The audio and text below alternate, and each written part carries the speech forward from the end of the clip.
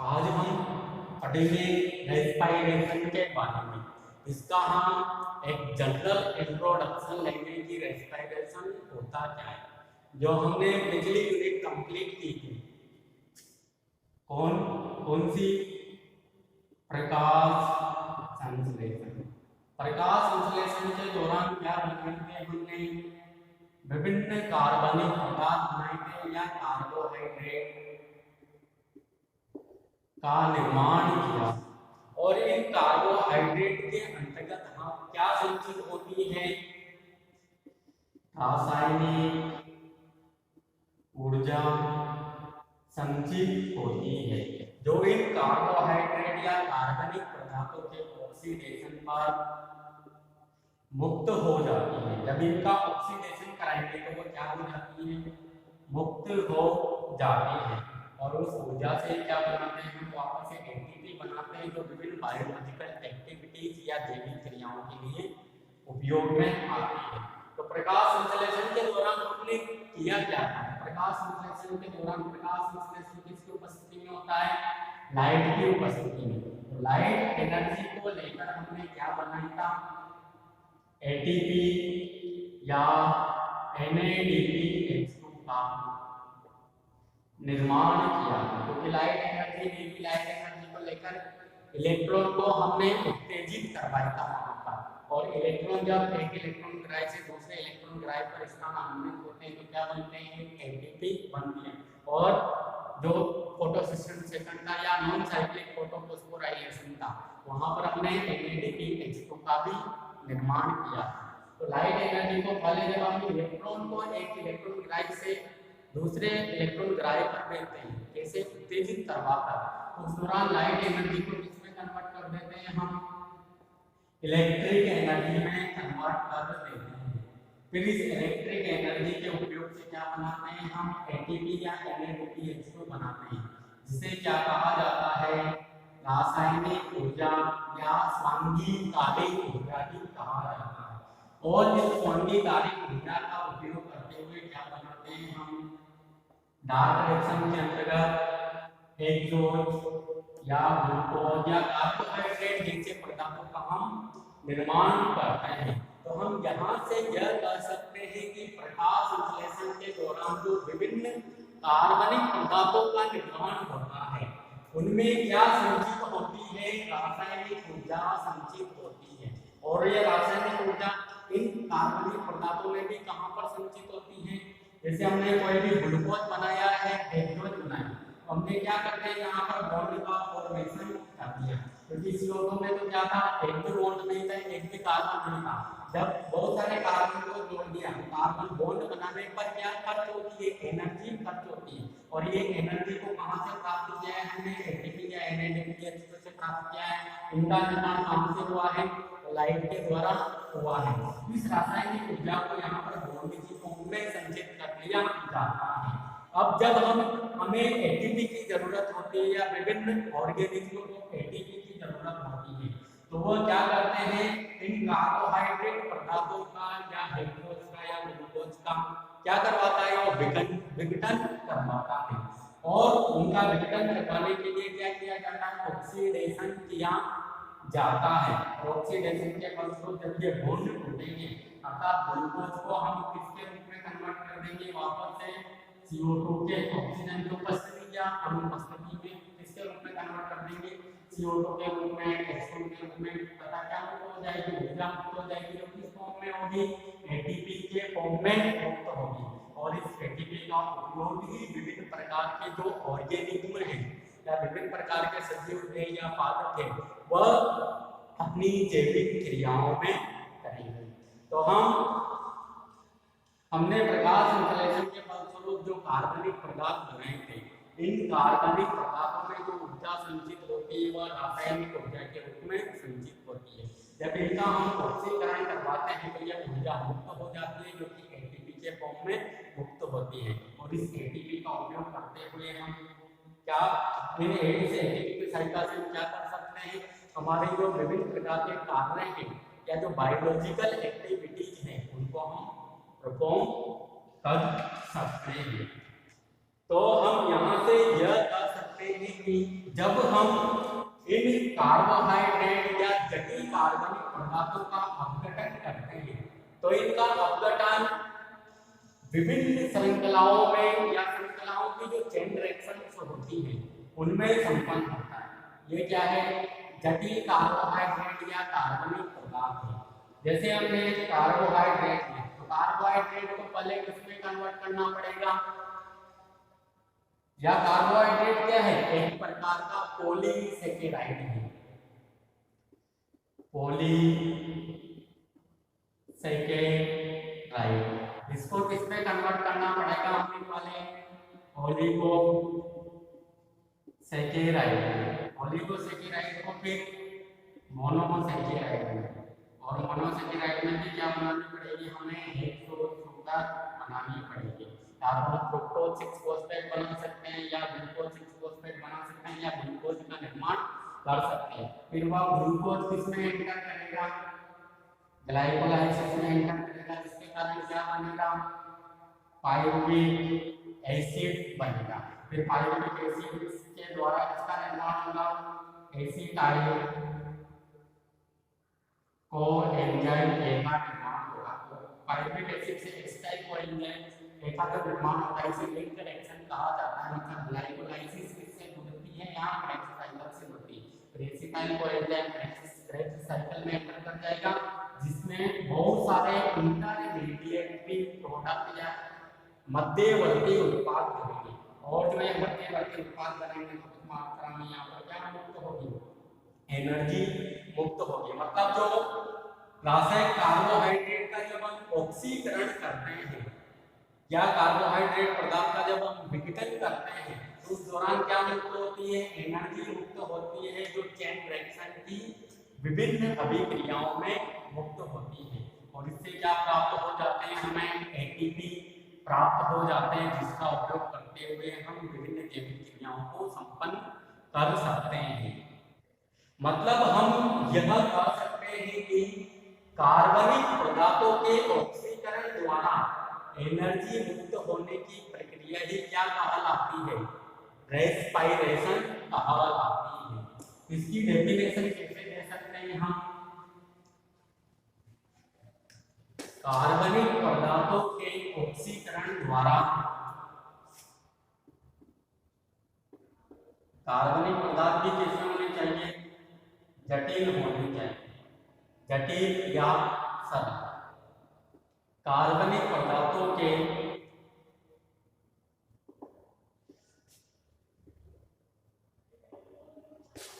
ऑक्सीकरण द्वारा, कार्बनिक पदार्थों के ऑक्सीकरण द्वारा एनर्जी मुक्त होने की प्रक्रिया ही, ऊर्जा मुक्त होने की प्रक्रिया ही क्या कहलाती है? रेस्पिरेशन कहलाती है।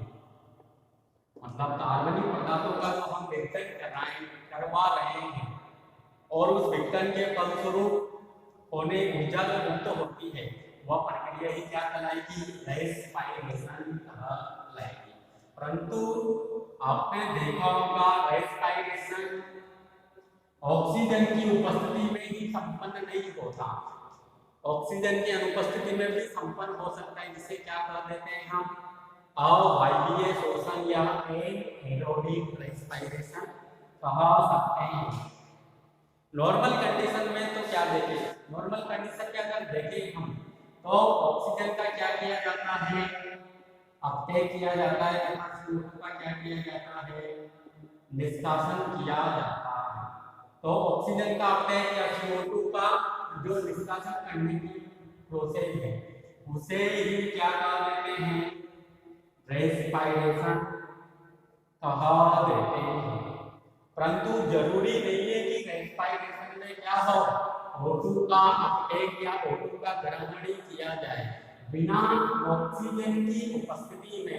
मतलब ऑक्सीजन अगर नहीं भी हो तब भी क्या हो सकता है? रेस्पिरेशन हो सकता है। जैसे कि आपने विभिन्न बैक्टीरिया को देखा होगा जो कि नॉन ऑक्सीजेनिक होते हैं, मतलब वह किसी भी कार्बनिक पदार्थों का विघटन ऑक्सीजन की अनुपस्थिति में भी फर्क सकते हैं। जैसे विभिन्न सड़े गले जो मृत पदार्थ पड़े हुए रहते हैं, उनका जो जीवाणु होते हैं वह बिना ऑक्सीजन की उपस्थिति में भी उनका विघटन कर देते हैं, उन्हें अवायवीय जीवाणु कहते हैं।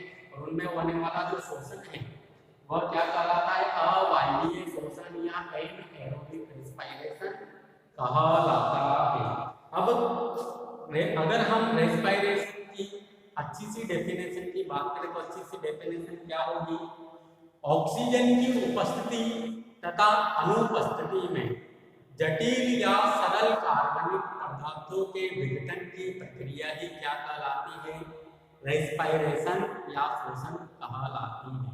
क्योंकि रेस्पिरेशन के लिए जरूरी नहीं है O2 उपस्थिति ही हो, O2 की एब्सेंस में भी क्या हो सकता है? रेस्पिरेशन कहलाता है या रेस्पिरेशन हो सकता है। तो मतलब अगर इसकी दूसरी डेफिनेशन की बात करें तो क्या होगी? ऑक्सीजन की उपस्थिति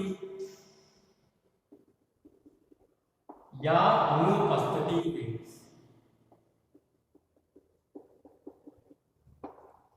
ऑक्सीजन की उपस्थिति या अनुपस्थिति में जटिल कार्बनिक पदार्थों के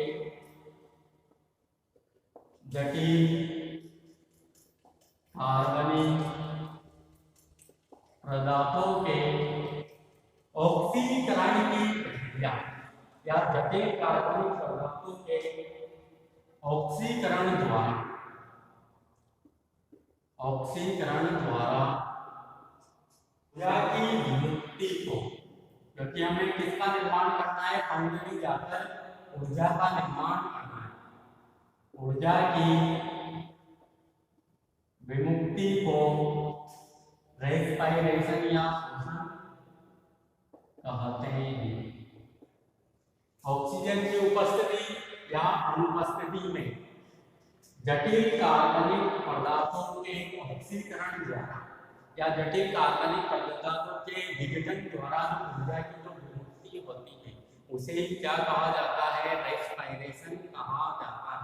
मतलब CO2 को लेना या CO2 को निष्कासित करना, इसे भी शोषण नहीं कहा जा सकता। शोषण उसे कहा जाता है जिसमें क्या हो? जटिल कार्बनिक पदार्थों का विघटन हो और ऊर्जा की विमुक्ति हो। यह तो जो हम ऑक्सीजन को ले रहे हैं, CO2 को छोड़ रहे हैं, इसे तो कहा जाता है बाह्य शोषण या एक्स रेस्पिरेशन। जबकि जो कोशिका के अंदर जो ग्लूकोज का विखंडन हो रहा है ऑक्सीजन की उपस्थिति में या अनुपस्थिति में, उसे कहा जाता है आंतरिक शोषण या सेलुलर रेस्पिरेशन या माइटोकॉन्ड्रियल शोषण। क्या कहा जाएगा? आंतरिक शोषण या कोशिकीय शोषण, सेलुलर रेस्पिरेशन या माइटोकॉन्ड्रियल रेस्पिरेशन। क्योंकि रेस्पिरेशन की जो प्रक्रिया होती है वो कहाँ पर होती है? अधिकतर माइटोकॉन्ड्रिया के अंतर्गत होती है और माइटोकॉन्ड्रिया के अंदर केवल वायवीय शोषण ही संपन्न होता है। जबकि जो बैक्टीरिया में जो अवायवीय शोषण संपन्न होता है वह केवल उनके साइटोप्लाज्म में ही चलता रहता है और वहाँ पर केवल ग्लाइकोलाइसिस की प्रक्रिया ही हमें देखने को मिलेगी। क्रेब्स साइकिल और जो लिंक रिएक्शन होती है ये बैक्टीरिया के अंतर्गत संपन्न नहीं होती है। तो मतलब कोशिका के अंदर ऑक्सीजन की उपस्थिति में जो ग्लूकोज का जो विखंडन होता है उसे आंतरिक शोषण या सेलुलर रेस्पिरेशन या माइटोकॉन्ड्रियल रेस्पिरेशन भी कहा जाता है। तो अगर इसकी इक्वेशन लिखें हम तो इक्वेशन क्या लिखेंगे? हम ग्लूकोज का विखंडन करवाएंगे किसकी उपस्थिति में? ऑक्सीजन की उपस्थिति में। तो क्या बनेगा? एक तो CO2 बनेगा, कुछ मात्रा में वाटर बनेगा और क्या होगी? 686 किलो कैलोरी एनर्जी मुक्त होगी और विभिन्न प्रकार की एंजाइम इसमें भाग लेंगे। क्योंकि ये जो अभिक्रिया आपने यहाँ पर इतनी सरल तरीके से लिख दी है। ये इतनी कॉम्प्लेक्स प्रोसेस है जो विभिन्न चेन रिएक्शन के द्वारा संपन्न होती है। और यहाँ पर जो है ऑक्सीजन का जो अपटेक किया जा रहा है, या ऑक्सीजन के द्वारा जो ग्लूकोज का जो विखंडन किया जा रहा है, यहाँ पर ऑक्सीजन डायरेक्ट भाग नहीं लेगी, इसकी हेल्प से भाग लेगी, वाटर के अणुओं की हेल्प से भाग लेगी। इसका अगर हम सही इक्वेशन लिखें हम, तो क्या होगा, C6 plus H2O plus O2 CO2 plus H2O plus ऊर्जा, किस फॉर्म में होगी, एटीपी के रूप में, या 36 या 38 एटीपी जो 686 किलो कैलोरी के बराबर होगी। तो इसको बैलेंस कर लो आप, 6H2O तो यहाँ पर 12 वाट बिल्कुल। यहाँ पर जो हम ग्लूकोज का जो विखंडन करवा रहे हैं, इस ग्लूकोज के विखंडन के पश्चात ग्लूकोज में जो रासायनिक ऊर्जा संचित थी उसको क्या कर रहे हैं, हम मुक्त कर रहे हैं, क्योंकि ग्लूकोज के अंदर जो जितने भी बॉन्ड्स हैं उनको हम तोड़ने का कार्य कर रहे हैं। जिस दौरान क्या मुक्त होती है, ऊर्जा मुक्त होते हुए उस ऊर्जा का उपयोग करते हुए हम क्या बना लेते हैं, एटीपी बना लेते हैं। मतलब यहाँ की रासायनिक ऊर्जा को हम प्राप्त कर रहे हैं। परंतु जो यहाँ पर जो रासायनिक ऊर्जा या जो केमिकल एनर्जी है और किसके अंदर है, ग्लूकोज के जो बंद है उनके अंदर है। इसको क्या करेंगे, पहले तो हम काइनेटिक एनर्जी में चेंज करेंगे, काइनेटिक एनर्जी या गतिज ऊर्जा के रूप में हम चेंज करेंगे, क्योंकि ग्लूकोज का विखंडन ये एक सीधी स्टेप प्रोसेस नहीं है। इस दौरान विभिन्न स्टेप्स या विभिन्न मध्यवर्ती उत्पाद बनेंगे, क्योंकि ग्लूकोज का जब विखंडन कराएंगे तो पहले क्या होगी, ग्लाइकोलाइसिस होगी जिसमें 10 स्टेप आएगी, और उसके बाद विभिन्न प्रकार के इंटरमीडिएट प्रोडक्ट बनेंगे।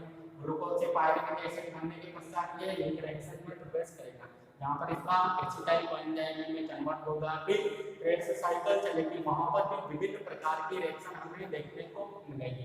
तो इस दौरान क्या कर रहे हैं, हम केमिकल एनर्जी को काइनेटिक एनर्जी में या गतिज ऊर्जा के रूप में चेंज कर रहे हैं, क्योंकि जो ये रिएक्शन होगी यहाँ पर क्या होगी, ऊर्जा मुक्त होगी, और इस मुक्त ऊर्जा का उपयोग करते हुए हम एटीपी से क्या जोड़ देंगे, एक इनऑर्गेनिक फॉस्फेट जोड़ देंगे, और वापस से ये रासायनिक ऊर्जा के रूप में कन्वर्ट हो जाएगी। तो ये था रेस्पिरेशन का जनरल इंट्रोडक्शन। अब एक पॉइंट और है रेस्पिरेशन की अंतर्गत, जो रेस्पिरेशन होता है वह एक ऐसी प्रोसेस है एम्फीबोलिक। आपने दो प्रकार की अभिक्रिया पढ़ी, एक तो एनाबोलिक और दूसरी कैटाबोलिक। एनाबोलिक का मतलब क्या होता है, पदार्थों का निर्माण करना, या सिंथेसिस से लेते हैं इसका मतलब। एनाबोलिक मतलब सरल पदार्थों से जटिल पदार्थों का निर्माण होना ही क्या कहलाता है, एनाबोलिक कहलाता है। और कैटाबोलिक क्या कहलाता है, जटिल पदार्थों के विघटन से सरल पदार्थों का निर्माण होना। जैसे कार्बोहाइड्रेट के विघटन से किसका निर्माण होना, ग्लूकोज का निर्माण होना, या ग्लूकोज से भी किसका निर्माण होना, CO2 या H2O का निर्माण होना, ये किसी प्रोसेस है कैटाबोलिक प्रोसेस। जबकि जो प्रकाश विश्लेषण था वह कैसी प्रोसेस थी, एनाबोलिक प्रोसेस थी, क्योंकि वहां पर हम क्या बना रहे थे, CO2 को वाटर को उपयोग करते हुए प्लस उस मात्रा में एनर्जी को उपयोग करते हुए क्या बना रहे थे, ग्लूकोज का निर्माण कर रहे थे, जो कि एनाबोलिक प्रोसेस थी। और शोषण कैसी है, कैटाबोलिक प्रोसेस है। परंतु यहाँ पर जो रेस्पिरेशन होता है, इस शोषण को हम कैटाबोलिक तो कह सकते हैं, परंतु जो रेस्पिरेशन होता है उस दौरान क्या होता है, विभिन्न प्रकार के मध्यवर्ती उत्पाद बनते हैं। जैसे हमें ग्लाइकोलाइसिस में फॉस्फोग्लिसरीन देखने को मिलेगा, क्रेब्स साइकिल या लिंकर एक्शन के अंतर्गत एसिटाइल कोएंजाइम हमें देखने को मिलेगा, उसका निर्माण वहां पर होता है। क्रेब्स साइकिल के अंतर्गत एक अल्फा कीटोग्लूटारिक एसिड हमें देखने को मिलेगा, पाइरुविक एसिड ग्लाइकोलाइसिस के अंतर्गत बनता है। तो ये जो कुछ इंटरमीडिएट उत्पाद ऐसे होते हैं जो विभिन्न प्रकार की उपापचयीय क्रियाओं में भाग लेने का कार्य करते हैं। जैसे अल्फा कीटोग्लूटारिक एसिड बनेगा जो कि क्रेब्स साइकिल के अंतर्गत बनता है, वह प्रोटीन सिंथेसिस में जाकर एमिनो अम्ल का निर्माण करता है, फिर एमिनो अम्ल से प्रोटीन बनेगा। और वैसे ही एसिटाइल कोएंजाइम ए जो कि जिंक रिएक्शन के दौरान बनेगा, वह कहां पर चला जाएगा, फैटी एसिड मेटाबॉलिज्म के अंतर्गत चला जाएगा, जो कि वसीय अम्लों का निर्माण करने का कार्य करता है। तो हम एक पॉइंट यह कर सकते हैं कि जो रेस्पिरेशन है इस दौरान जो विभिन्न प्रकार के मध्यवर्ती उत्पाद बनेंगे, वह इनमें से कुछ मध्यवर्ती उत्पाद विभिन्न प्रकार की उपापचयीय क्रियाओं में या जो संश्लेषणात्मक क्रियाएं हैं, जैसे प्रोटीन मेटाबॉलिज्म है, लिपिड मेटाबॉलिज्म है, उनमें चले जाते हैं। इसको हम कैटाबॉलिक कहना उचित नहीं समझेंगे कि कैटाबॉलिक में क्या होता है, जटिल से सरल का निर्माण होता है, परंतु यहाँ पर जो मध्यवर्ती उत्पाद बनेंगे वह वापस से जटिल पदार्थों का निर्माण कर देते हैं, क्योंकि फैटी एसिड क्या एक जटिल पदार्थ है, प्रोटीन क्या है एक जटिल पदार्थ है। इनका निर्माण रेस्पिरेशन में बनने वाले मध्यवर्ती उत्पादों के द्वारा हो सकता है। इसी कारण इस प्रोसेस को कहेंगे कि जो शोषण होती है वो कैसी प्रोसेस होती है, एक एम्फीबोलिक प्रोसेस होती है। और साथ में कैसी प्रोसेस भी है, यह एक्जर्गोनिक या उष्मासेपी क्यों है, क्योंकि शोषण के दौरान क्या मिल रही है या क्या मुक्त हो रही है, ऊर्जा मुक्त हो रही है, जिस कारण यह उष्मासेपी प्रोसेस है। तो शोषण एक एम्फीबोलिक व एक्जर्गोनिक। एम्फीबोलिक का मतलब होता है पदार्थों का टूटना भी और उनका निर्माण होना भी। हम क्या कर सकते हैं कि जटिल पदार्थों का टूटना प्लस जटिल पदार्थों का निर्माण होना, तो दोनों ही प्रोसेस इसमें मतलब जिसमें कैटाबॉलिक भी हो और एनाबॉलिक भी हो, उसे एम्फीबोलिक कहा जाता है। और रेस्पिरेशन एक एम्फीबोलिक प्रोसेस है। कैटाबॉलिक बोल सकते हैं अपन, परंतु इसमें देखा गया है कि विभिन्न प्रकार के जो मध्यवर्ती उत्पाद बनेंगे रेस्पिरेशन के दौरान, वह विभिन्न प्रकार की संश्लेषणात्मक क्रियाओं में या सिंथेटिक जो प्रोसेस क्रियाएं होती है उनमें भाग लेने का कार्य करते हैं। इसी कारण से एम्फीबोलिक या एम्फीबोलिक भी कहा जाता है, और एनर्जी रिलीज होने के कारण से एक्जर्गोनिक भी कहा जाता है। कि प्रकाश संश्लेषण को क्या कहा था हमने, एनाबॉलिक प्रोसेस कहा था। और क्या कहा था, एंडोथर्मिक या एंडोगोनिक। एंडोथर्मिक की जगह एंडोगोनिक भी लिख सकते हैं, और यहाँ पर जो एक्जर्गोनिक है उसकी जगह एक्टोथर्मिक भी लिख सकते हैं। तो दोनों ही सेम बात है, दोनों का मतलब ही क्या होता है, यहाँ पर उष्मासेपी होगा, एंडोथर्मिक या एंडोगोनिक का मतलब उष्माशोषी होगा। तो प्रकाश संश्लेषण कैसी थी, एनाबॉलिक थी, क्योंकि वहां पर हम क्या बना रहे थे, सरल पदार्थों से जटिल पदार्थों का निर्माण कर रहे थे, तो इसे एनाबॉलिक कहा था।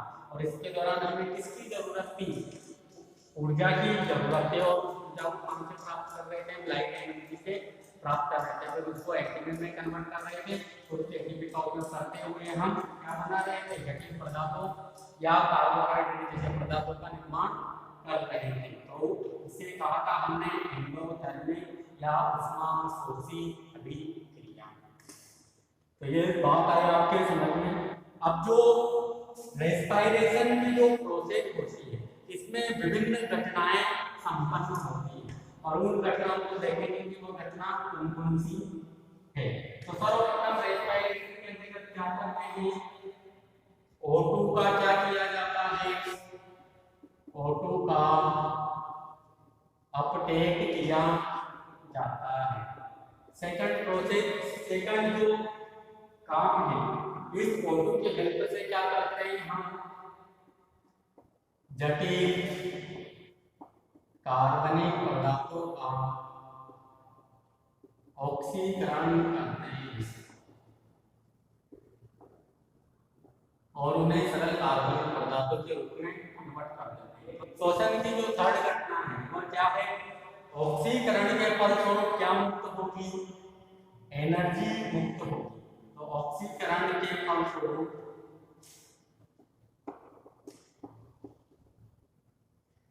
मुक्त ऊर्जा,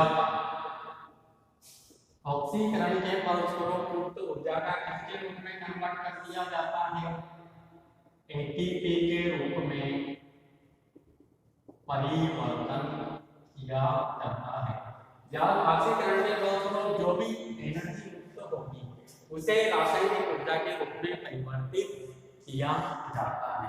फोर्थ घटना है वह क्या होगी,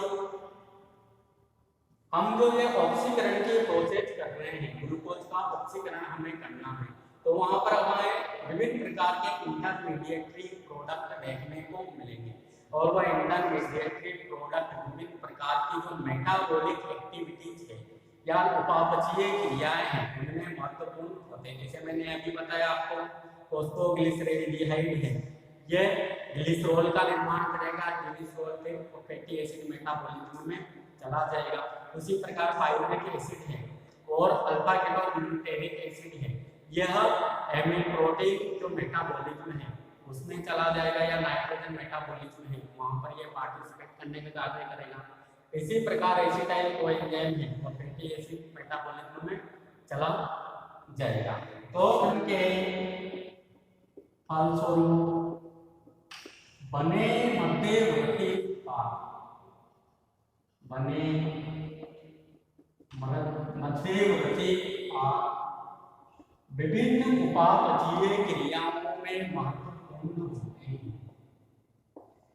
विभिन्न उपापचयी क्रियाओं में महत्वपूर्ण होते हैं। अगली जो रेस्पिरेशन की जो घटना है वह क्या है, जब ग्लूकोज का विघटन कराएंगे हम तो प्लांट के अंदर क्या होगा, कार्बनिक पदार्थों में कमी होगी। मतलब हम कह सकते हैं कि पादप का जो शुष्क भार है उसमें कमी आ जाएगी। पादप के क्या होगी, पादप के शुष्क भार में कमी होगी। और जो लास्ट घटना है शोषण के फलस्वरूप क्या होगी, CO2 की विमुक्ति होगी तथा कुछ मात्रा में वाटर भी रिलीज होगा जो कोशिका के घटक के रूप में कार्य करेगा। तो शोषण के दौरान हमें 6 घटनाएं देखने को मिलती हैं। एक तो ऑक्सीजन का अपटेक किया जाएगा, ऑक्सीजन को लेकर जटिल कार्बनिक पदार्थों का क्या करेंगे, हम ऑक्सीकरण करेंगे और ऑक्सीकरण के फलस्वरूप क्या होगी, ऊर्जा मुक्त होगी जिसके द्वारा हम क्या बनाएंगे, एटीपी बनाएंगे या उस ऊर्जा को एटीपी के रूप में या रासायनिक ऊर्जा के रूप में परिवर्तित कर देंगे।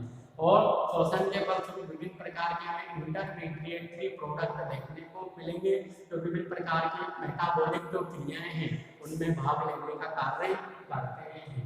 और शोषण के दौरान जब ग्लूकोज का विघटन होगा तो पादप के जो शुष्क भार है उसमें क्या हो जाएगी, कमी हो जाएगी। और शोषण के दौरान फाइनली O2 का क्या किया जाएगा, अपटेक किया जाएगा और CO2 की क्या होगी, विमुक्ति होगी। ये था रेस्पिरेशन का एक जनरल इंट्रोडक्शन और उसकी डेफिनेशन को हमने देखा। डेफिनेशन में क्या देखा, ऑक्सीजन की उपस्थिति तथा अनुपस्थिति में कार्बोहाइड्रेट या कार्बनिक पदार्थों के विघटन के फलस्वरूप ऊर्जा का मुक्त होना ही क्या कहलाता है, रेस्पिरेशन या शोषण कहलाता है। शोषण एक एंटीबॉलिक व एक्सर्गोनिक प्रक्रियाएं है। तो ये था रेस्पिरेशन का इंट्रोडक्शन। अब हम पढ़ेंगे रेस्पिरेटरी शब्द से। अभी यहाँ पर हम विभिन्न प्रकार के कार्बनिक पदार्थों की बात कर रहे हैं। अब ये कार्बनिक पदार्थों जो शोषण में प्रयुक्त होते हैं, ये जो कार्बनिक पदार्थ हैं जो शोषण में प्रयुक्त हो रहे हैं इन्हें कहा जाता है रेस्पिरेटरी सबस्ट्रेट या श्वसनीय क्रियाधार। श्वसनीय क्रियाधार। तो हमारा जो अगला टॉपिक होगा वो होगा श्वसनीय क्रियाधार। मैं अभी रेस्पिरेशन का जनरल इंट्रोडक्शन देखा था।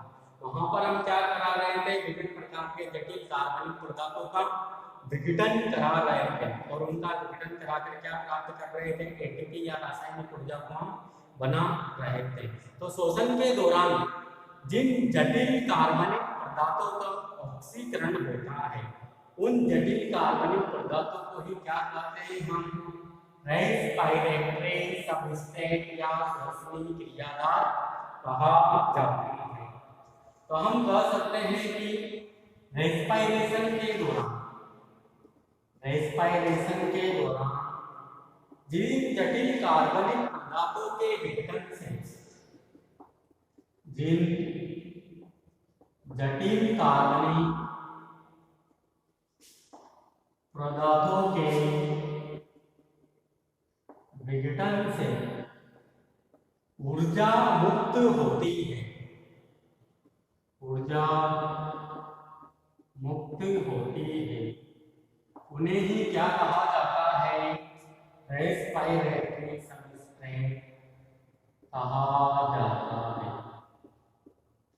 उन्हें रेस्पिरेटरी सबस्ट्रेट या श्वसनीय क्रियाधार कहा जाता है। तो आपने कोशिका के अंदर देखा होगा विभिन्न प्रकार के जो प्रजाति जैसे प्रोटीन है, कार्बोहाइड्रेट है,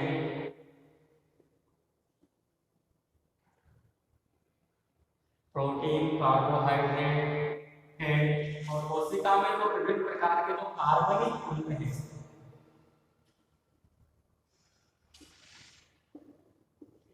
ये किसके रूप में कार्य करते हैं, रेस्पिरेटरी सबस्ट्रेट के रूप में कार्य करते हैं। मतलब रेस्पिरेशन के दौरान जिन जटिल कार्बनिक पदार्थों के विघटन से एनर्जी मुक्त होती है उन्हें ही क्या कहेंगे, हम रेस्पिरेटरी सबस्ट्रेट कहते हैं।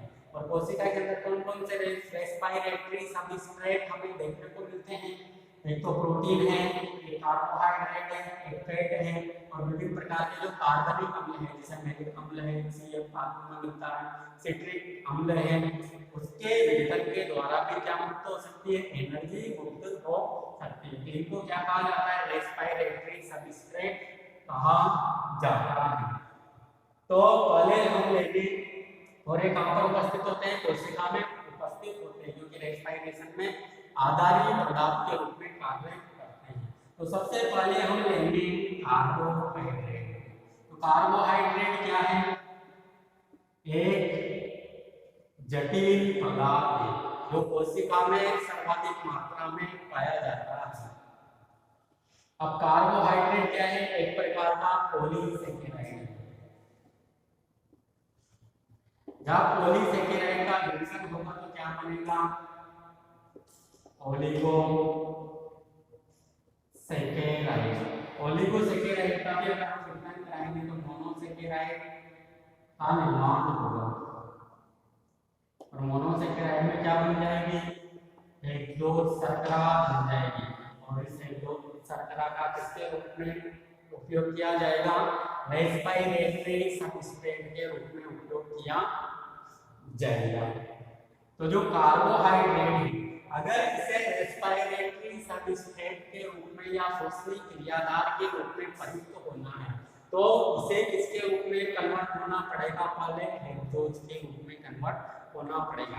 इसलिए जटिल पॉलीसेकेराइड है, पॉलीसेकेराइड फिर इसके सरलतम रूप ओलिगोसेकेराइड में चेंज होगा। ओलिगोसेकेराइड के विघटन से विभिन्न मोनोसेकेराइड शर्कराएं बनेगी, इनमें से जो हेक्सोज बनेगी उस हेक्सोज का यहाँ पर हम उपयोग करते हुए क्या बनाएंगे, या हेक्सोज का क्या करेंगे, हम ऑक्सीडेशन करेंगे या विघटन करेंगे, इसके द्वारा एनर्जी मुक्त होगी और उस एनर्जी से एक्टिविटी बनाएंगे जो कि बायोलॉजिकल एक्टिविटीज में या जैविक क्रियाओं में हमारे काम आएगी। तो फर्स्ट रेस्पिरेटरी सबस्ट्रेट है हमारे पास कार्बोहाइड्रेट।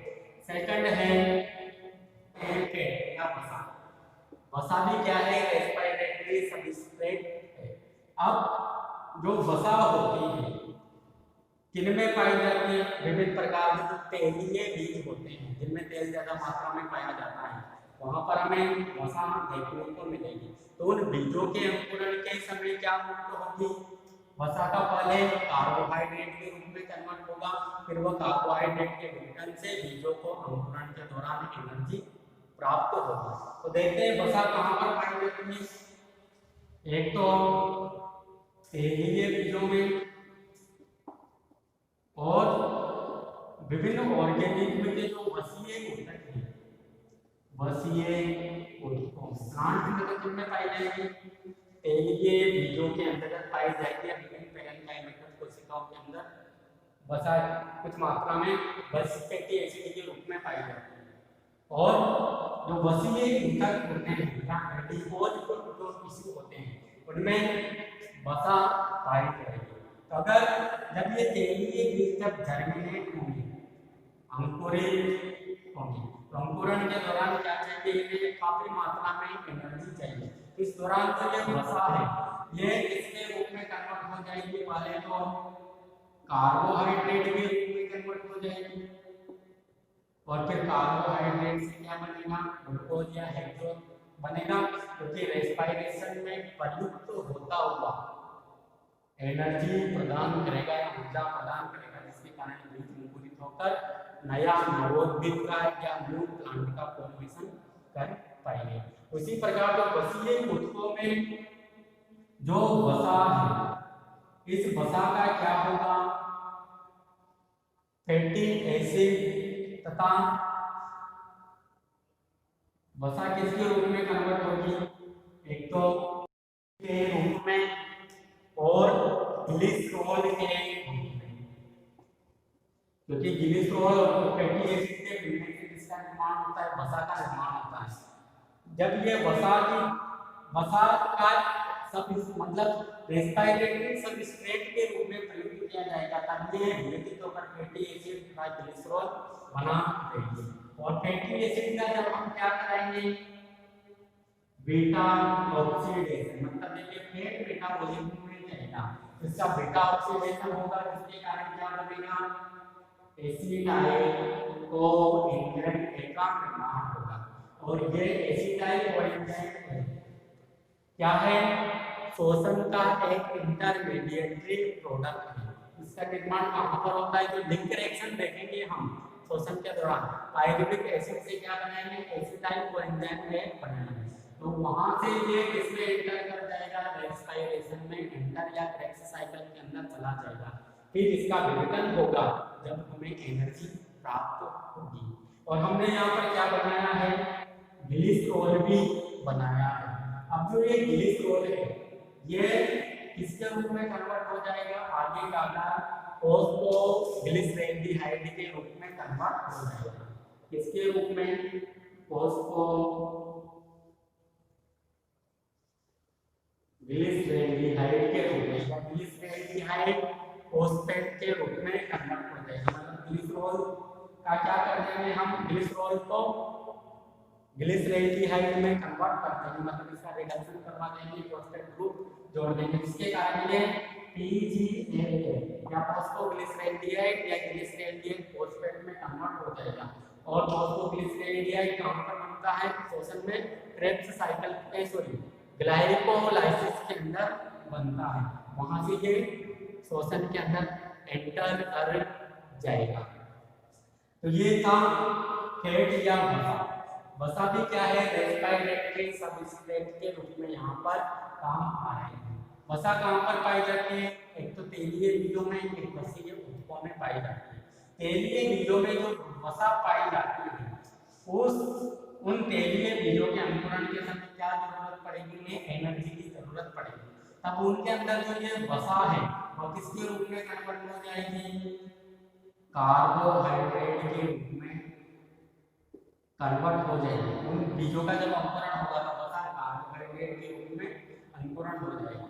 फिर कार्बोहाइड्रेट से क्या बनेगा, हेक्सोज शुगर का निर्माण होगा, और हेक्सोज शुगर से क्या बनेगा, फिर CO2 तथा H2O का निर्माण होगा, और साथ में क्या बनेगी, ऊर्जा मुक्त होगी, और ऊर्जा को उपयोग करते हुए वो बीज क्या होंगे, अंकुरित होंगे, क्योंकि उन्हें एनर्जी की जरूरत है। और वसा से जब कार्बोहाइड्रेट बनता है तो वह किस प्रोसेस के द्वारा बनता है, वह बनता है ग्लाइकोजेलेट साइकिल के द्वारा। ग्लाइकोजेलेट साइकिल के द्वारा। एक साइकिल हमने पढ़ी थी C2 साइकिल, या तो टोटल रेस्पिरेशन के दौरान जो साइकिल पढ़ी थी उसे क्या कहा था, ग्लाइकोलेट साइकिल। और यहाँ पर जब फैट से किसका निर्माण होता है, कार्बोहाइड्रेट का निर्माण होता है, वो कौन सी साइकिल के द्वारा होता है, ग्लाइकोजेलेट साइकिल के द्वारा। तो दोनों ही साइकिल में आपको कंफ्यूज नहीं होना। फोटो रेस्पिरेशन में कौन सी साइकिल होती है, ग्लाइकोलेट साइकिल, क्योंकि वहां पर क्या बनता है, 2 कार्बन वाला फॉस्फोग्लाइकोलेट बनता है। यहाँ पर जो साइकिल होगी वह ग्लाइकोजेलेट साइकिल होगी।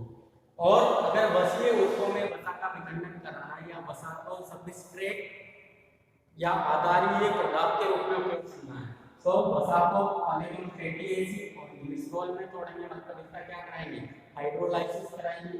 फिर फैटी एसिड तो बीटा ऑक्सीडेशन द्वारा किसके रूप में कन्वर्ट हो जाएगा, एसिटाइल कोएंजाइम के रूप में कन्वर्ट हो जाएगा। और एसिटाइल कोएंजाइम कहाँ पर होता है, शोषण में, तो मतलब जो लिंक रिएक्शन है, लिंक रिएक्शन के द्वारा क्या बनाया जाता है, पाइरुविक एसिड से एसिटाइल कोएंजाइम में बनाया जाता है, तो ये वहां से एंटर कर सकता है। और जो ग्लिसरॉल है, ये ग्लिसरॉल फॉस्फोग्लिसरेंडिएट में चेंज हो जाएगा, और ग्लाइकोलाइसिस का जो इंटरमीडिएटरी प्रोडक्ट है वो भी क्या है, फॉस्फोग्लिसरेंडिएट, तो वहां से ये कनेक्ट करता है, तो वहां से अंदर एंटर कर जाता है। तो सेकंड रेस्पिरेटरी सबस्ट्रेट की पढ़ लिया हमने, क्या था, फैट था। अब जो थर्ड रेस्पिरेटरी सबस्ट्रेट है वह है कार्बनिक अम्ल या ऑर्गेनिक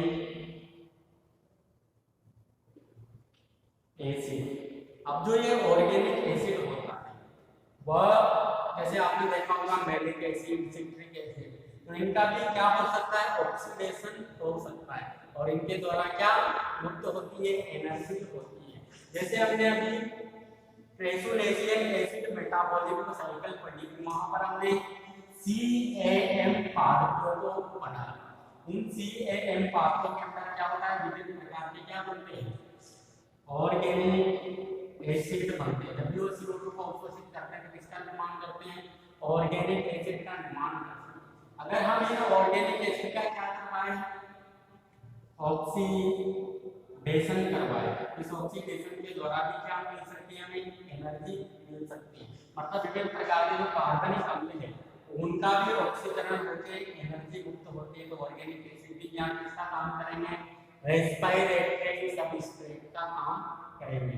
और ऑर्गेनिक एसिड का निर्माण किस प्रोसेस का, किसके द्वारा होता है, कार्बोहाइड्रेट का जब विघटन होगा तो वहां पर ऑर्गेनिक एसिड बनते हैं। जैसे आपने अभी फॉस्फोइनोल पाइरुवेट पढ़ा था, फॉस्फोइनोल पाइरुवेट किसके फलस्वरूप आता है, कार्बोहाइड्रेट मेटाबॉलिज्म के फलस्वरूप आता है, वहां पर भी वह रेस्पिरेटरी सबस्ट्रेट के रूप में प्रयुक्त हो सकता है।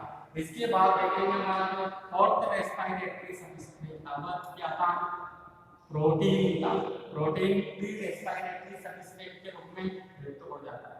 प्रोटीन के विघटन से किसका निर्माण होता है, एमिनो एसिड का निर्माण होता है। फिर इस एमिनो एसिड का जब हम डीएमिनेशन करवाएंगे, डीएमिनेशन के फलस्वरूप यहाँ पर बनता है अल्फा कीटो ग्लूटेरिक एसिड। अब ये alpha keto glutaric acid Krebs cycle में बनने वाला इंटरमीडिएटरी प्रोडक्ट है। तो वहां से ये अल्फा कीटो ग्लूटेरिक एसिड उसके अंदर एंटर करा जाता है क्रेब्स साइकिल में, और इसके विघटन के फलस्वरूप भी क्या मिलेगी, हमें एनर्जी। तो चार ही प्रकार के हमने रेस्पिरेटरी सबस्ट्रेट देख लिए। कौन कौन से, कार्बोहाइड्रेट देख लिया, फैट देख लिया, कार्बनिक अम्ल देख लिया और प्रोटीन देख लिया।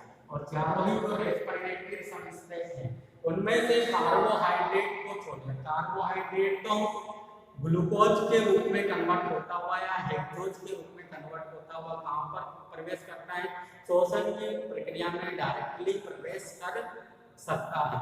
परंतु जो फैटी एसिड है, ऑर्गेनिक एसिड है और जो प्रोटीन है, ये तो पहले तो क्या बनाएंगे, प्रोटीन क्या बनेगा, पहले से अल्फा कीटोग्लूटानिक एसिड बनाना पड़ेगा और श्वसन के मध्य में जो इंटरमीडिएटरी जो प्रोडक्ट है वहां से ये प्रवेश करेगा। इसी प्रकार जो फैट है, फैट के भीतर से भी पहले किसका निर्माण होना चाहिए, एसिटाइल कोएंजाइम का निर्माण होना चाहिए, फॉस्फोग्लिसराइड का निर्माण होना चाहिए। तो वहां से ये रेस्पिरेशन में प्रयुक्त किए जाएंगे, वायु के रूप में ये प्रयुक्त होते हैं। वैसे ही जो कार्बनिक अम्ल है, जैसे मैग्नीक अम्ल, ऑक्जेलो एसिटिक एसिड है, सिट्रिक एसिड है, ये क्या है, कार्बनिक अम्ल है।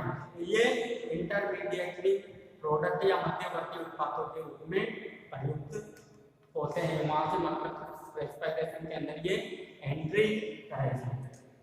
तो ये थे इसके रेस्पिरेटरी सबस्ट्रेट। अब हमें दो डेफिनेशन और देखनी है, एक तो प्रोटीन रेस्पिरेशन और एक प्रोटोप्लाज्मिक रेस्पिरेशन। अगर हम श्वसन के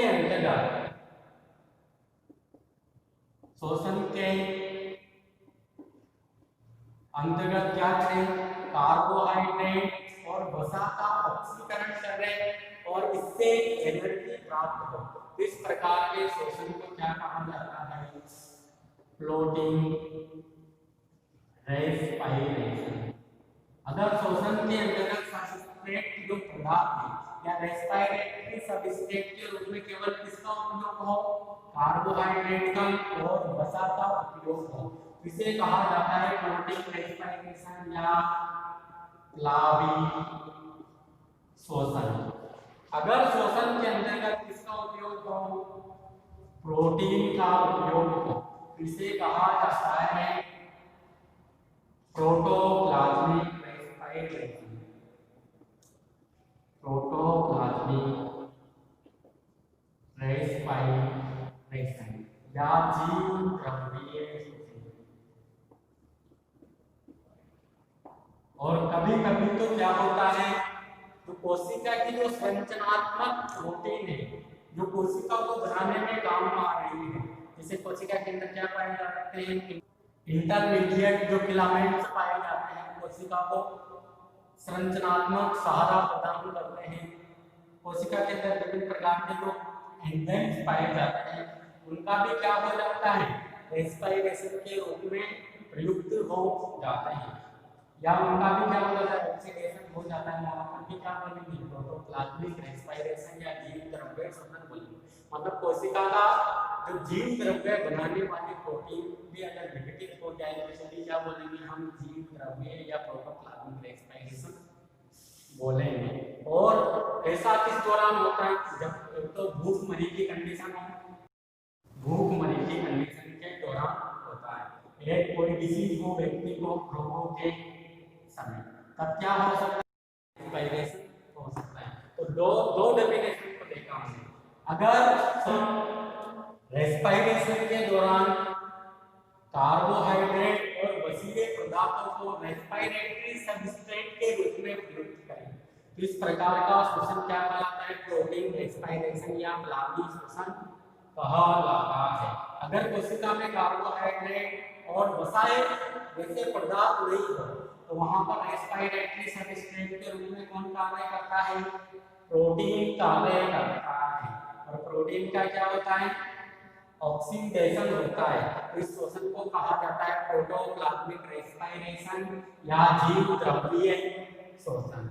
और कभी कभी क्या होता है, कोशिका की जो संरचनात्मक प्रोटीन है, जैसे कोशिका में विभिन्न प्रकार के इंटरमीडिएट फिलामेंट्स पाए जाते हैं, विभिन्न प्रकार के तारे केंद्रों के अंदर जो प्रोटीन पाई जाती है, और भी अनेक प्रकार के प्रोटीन पाई जाती है जो कोशिका को संरचनात्मक ढांचा प्रदान करती है, उनका भी कभी कभी क्या हो जाता है, रेस्पिरेशन में प्रयुक्त हो जाती है, या उनका भी क्या हो जाता है, विघटन हो जाता है। इसकी उपस्थिति में, ऑक्सीजन की उपस्थिति में। उस प्रकार के श्वसन को भी क्या बोलेंगे हम, प्रोटोप्लाज्मिक रेस्पिरेशन ही बोलेंगे। और ऐसा के दौरान होता है तो भूखमरी के समय, मतलब जब स्टारवेशन की कंडीशन आ जाती है तो उस दौरान संरचनात्मक प्रोटीन का रेस्पिरेशन में प्रयुक्त हो सकती है। रोगों के समय जब व्यक्ति काफी डिसीज्ड हो या व्यक्ति को काफी किसी रोग से संक्रमित हो, उस दौरान भी प्रोटीन की जो संरचनात्मक प्रोटीन है उसका विघटन हो सकता है। अब यहाँ पर हम एक पॉइंट को और डिस्कस करेंगे। अगर कोशिका में क्या होता है, सर्वप्रथम रेस्पिरेटरी सबस्ट्रेट के रूप में कौन प्रयुक्त होता है। कोशिका में मान लिया जाए कार्बोहाइड्रेट भी है, वसा भी है, प्रोटीन भी है, तीनों ही पदार्थ उपस्थित है। तो सर्वप्रथम कोशिका के अंदर जो रेस्पिरेशन हो रहा है उसमें रेस्पिरेटरी सबस्ट्रेट के रूप में कार्बोहाइड्रेट प्रयुक्त होता है। अगर कोशिका में कार्बोहाइड्रेट खत्म हो जाए तो रेस्पिरेटरी सबस्ट्रेट के रूप में कौन कार्य करेगा, वसा करेगा।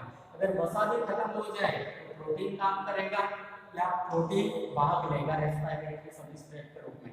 अगर प्रोटीन भी बीत जाए तो कोशिका की जो संरचनात्मक प्रोटीन है वो भी क्या हो जाती है, रेस्पिरेशन के रूप में प्रयुक्त हो जाती है।